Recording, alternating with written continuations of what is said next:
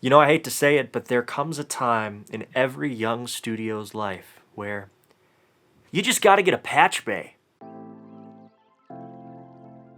Welcome back, my name is Jack. Thanks for tuning into the video. If you're new here, it's my goal to help creative music makers make better music at home.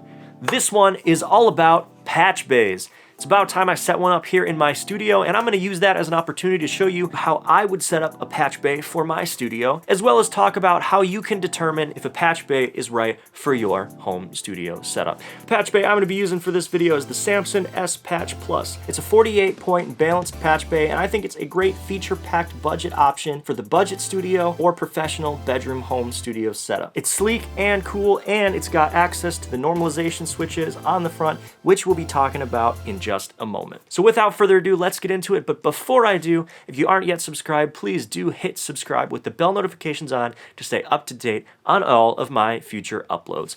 Let's set this puppy up. Now, when it comes to setting up a patch bay, you have 3 different options on how you want to handle the signal flow for each vertical set of 2 points. And that's normaled, half normaled, or through, sometimes referred to as non-normaled. Now, through is the most straightforward setup on a patch bay. Basically, what that means is you have outputs connected to the top and inputs connected on the bottom.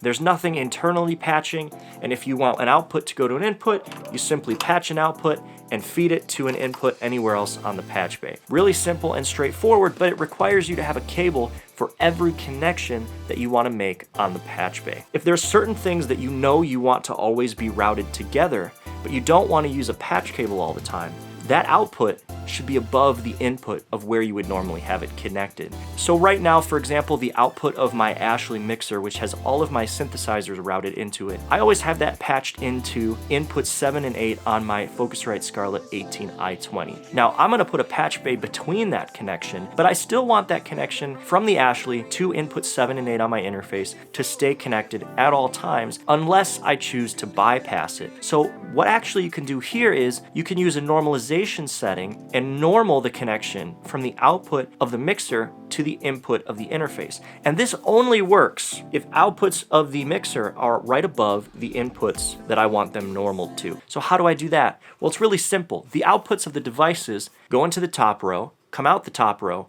and then go back into the destination on the bottom and set this to normaled. And what that'll do is it'll pass audio from the back of this jack to the back of this jack without any cables connected. Now, if I want to, I can always go in and break that connection to route that audio somewhere else. But since I normally want it to go down to my interface, I don't actually have to always have a cable plugged in like I would with through mode. Now, the difference between normal and half normal has to do with what happens when you patch the cable in to split the normaled connection. In normaled mode, the audio no longer goes down to that internally patched input. Instead, it goes through the cable.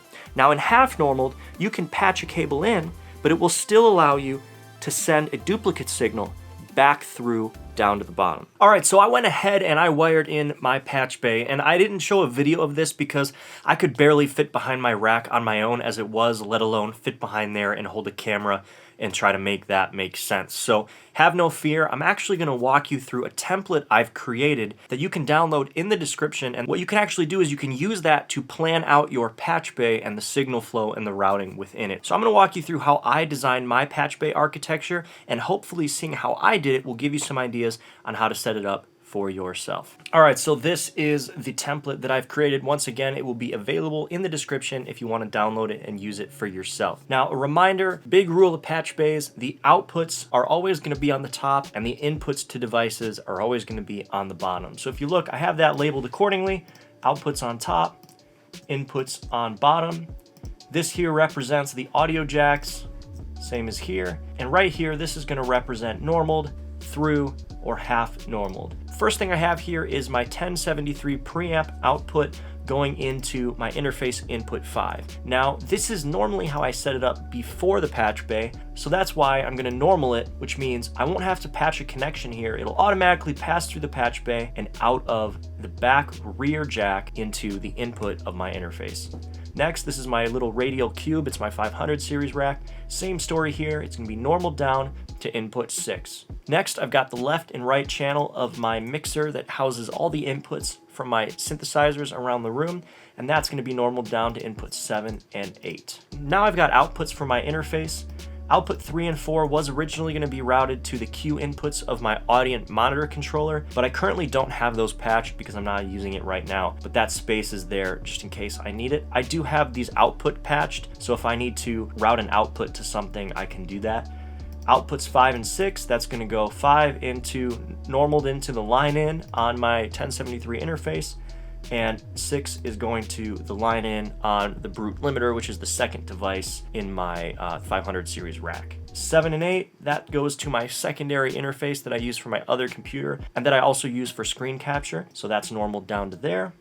Now outputs 9 and 10 are going to the headphone inputs in my booth via the cable snake that I have routed to the booth. Now these ones I chose to do half normaled because if I wanted to patch into one of these outputs to listen to the signal or route it somewhere else, I can do that without interrupting the flow to these headphone outputs. These ones here are skipped in case I need to use them for something else. And then I've got my Aphex exciter, which is in the rack. It's got a channel 1 and channel 2 outputs to inputs. Now I don't want to normal the output of the device into its own input, so I have these set to through and I'll just patch these in as needed. Same thing for my 1073 send and return, got that set up right there. The last thing here on these last two channels is just a send to the aux in left and right on my audio monitor controller. And the way I have it set up like this is there's no feed from the top part because input would be from like a phone or something like that. So I'm actually going to use a 1/8 inch to stereo 1/4 inch cable to plug into these jacks right here, and that'll go right to my RCA inputs on my monitor controller, the aux inputs. As you can see on the far right of the document, I've created some questions here. Is it half normal? Is it normal? Is it through? And then here is a spot to determine what cable you think you'll need to the patch bay from the device and what cable from the patch bay to the device. And you'll see here a lot of the times it's just going to be 1/4 inch TRS cables, but sometimes I'm using the snake, and other times I wrote current cable because I had a current cable there as well. So I really do recommend using a template like this. There's other templates available. Ultimately, you're going to want to use this template to plan out the patch bay, but then also to print out stickers to stick on the patch bay itself, and there's a couple ways you can do this, but just some form of labeling so you remember what's going on. But like I said, I will include this in the description as well as a blank copy pasted below here for you to use on your build. All right, now you're probably thinking, that's all great, but Jack, how do I know if a patch bay is right for me? Well, I'm gonna go through a couple of scenarios and let you know if I think a patch bay is a good option or a bad option. Is a patch bay right for you? Yes, if you have a large amount of gear that needs to be connected to a smaller number of inputs. Yes, if your audio interface has fewer inputs than you typically need. So if you're looking for a way to connect more stuff to, 4 things to 2 inputs, the best way to do it is to have a patch bay to patch in and out.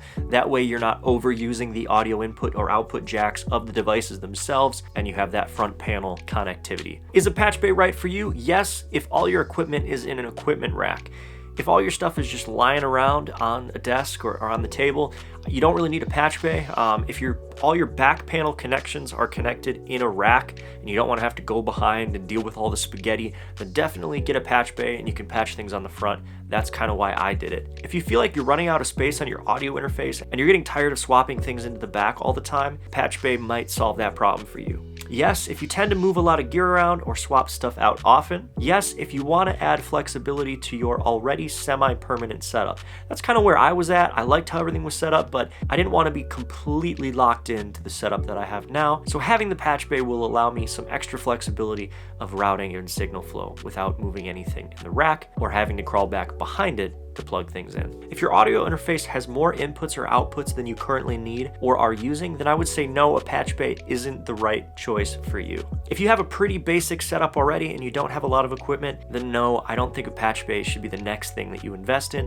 There's a bunch of other stuff that I would recommend before a patch bay. And if you have everything set up already and don't plan to move anything, a patch bay probably won't help you much at all. Well, thank you all so much for watching. I hope you enjoyed this video. I hope it helped you figure out if a patch bay is right for you. And if you already have a patch bay, I hope it helped you set it up. Like I said, I think the Samson S Patch Plus is an amazing option for a budget to professional home studio setup. And hey, Real quick, if you want to help me get more of these patch cables so that I have so many that I can do squats and improve my leg strength, do me a solid. I need you to do something for me right now. I need you to hit like on this video so YouTube knows that it's a great video, and that way I can buy a lot more patch cables and work up my leg strength doing squats with them here in the studio. Well, as always, thank you so much for watching. I hope you enjoyed this video and found value in it. Please come back for more, and I will see you in the next upload.